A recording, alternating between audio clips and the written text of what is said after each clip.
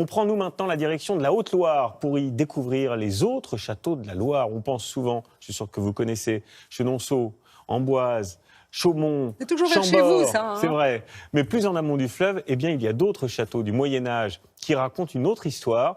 Et quoi de mieux que de s'envoler en montgolfière pour admirer tout cela? Stéphanie Desjard nous fait la visite guidée avec Samuel Guibou. À quelques dizaines de kilomètres de sa source, une Loire insolite, minérale et sauvage. Le fleuve n'est pas encore en majesté, mais il recèle déjà ici ses premiers trésors. C'est l'une des excursions phares que propose François Villesèche. Au petit matin, un décollage au pied du piton volcanique d'Arlande révèle un site grandiose. Tout l'intérêt de la montgolfière, c'est qu'on peut se permettre de voler très bas, comme de voler à 2000 ou 3000 mètres d'altitude. À quelques mètres sous la nacelle seulement, une forteresse médiévale surplombe le fleuve. Béatrice Tardieu en possède les clés. La forteresse d'Arlande en ruine a été rachetée par une association qui gère le site. Un lieu très symbolique. Là, on est loin des châteaux de la Loire, de Chenonceau, Chambord et autres merveilles, puisqu'on est à 80 mètres au-dessus de la Loire. Et en fait, c'est le premier château sur la Loire qui est un château fort.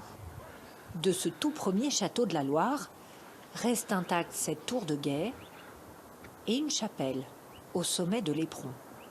Aujourd'hui, le vestige le plus ancien du château est en fait cette chapelle, la chapelle Saint-Jacques, qui est construite en brèche volcanique, donc en pouzzolane, et qui aujourd'hui paraît encore toute neuve alors qu'elle a plus de 1000 ans. En contrebas, le village d'Arlande ne compte plus que 130 habitants. Mais ce jour ensoleillé Bonjour. invite au couvige, une réunion entre voisins. C'est une belle journée aujourd'hui. Avant, il faisait beaucoup de couviges. Les maisons, là, ils se rassemblaient. Les bonnes femmes tricotaient. Il y en a qui faisaient du carreau. Le château, cette belle église romane, et ce calvaire ouvragé lui ont valu d'être classé parmi les plus beaux villages de France. La clé d'un succès estival. Disons que ça monte, ça descend, ça monte, ça descend.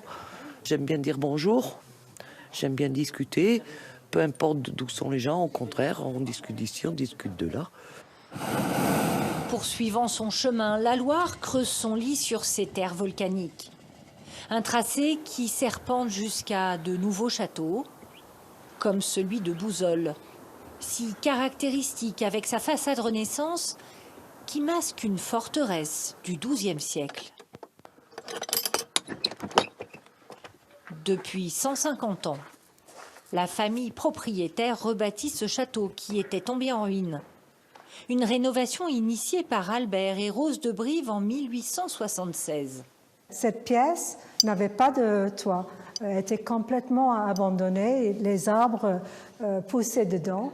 Et donc c'est lui qui a complètement reconstruit la pièce, y compris la grande cheminée qui date de Henri IV, et dont toutes les pièces ont été trouvées à droite et à gauche dans les ruines. Dernière restauration en date, les fresques du XVIIe siècle de cet oratoire. D'un pied de marcheur ou depuis les airs, une portion de Loire encore peu connue. C'est la Loire sauvage, on l'appelle comme ça. Il y a des attractions, donc c'est vrai qu'on va dire que c'est le paradis de la montgolfière, mais ça se rapproche. Même privés, comme cette demeure ducale de la Voûte Polignac, les châteaux de la Loire sauvage ouvrent pour la plupart leurs portes au public, les beaux jours venus. Voilà une belle idée de promenade et de découverte pour le printemps.